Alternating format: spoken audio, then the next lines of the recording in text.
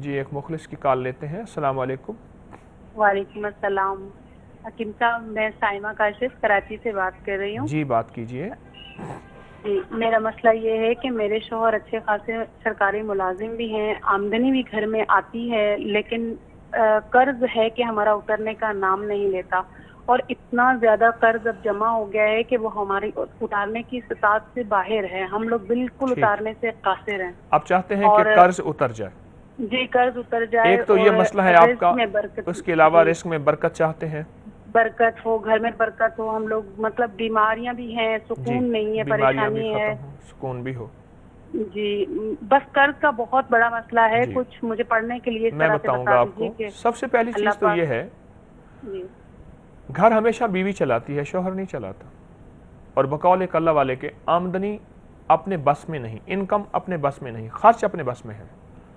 کیا ہم خرچ کرنے میں کوئی احتیاط کا ہاتھ اور دامن تو نہیں چھوڑ رہے ہیں؟ سب سے پہلی چیز.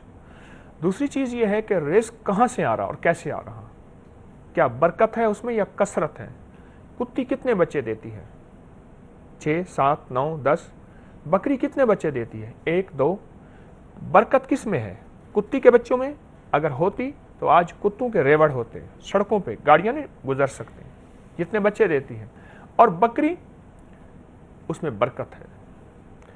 تیسری چیز میں ایک وظیفہ آپ کو عرض کروں گا, یا نافع, یا نافع, سارا گھر پڑھے, گھر کا ہر فرد پڑھے اور بہت زیادہ پڑھے. اس کو تو میں نے بعض لوگوں کو روزانہ 11 ہزار پڑھوایا, 40 ہزار پڑھوایا, 1100 بھی پڑھ لیا.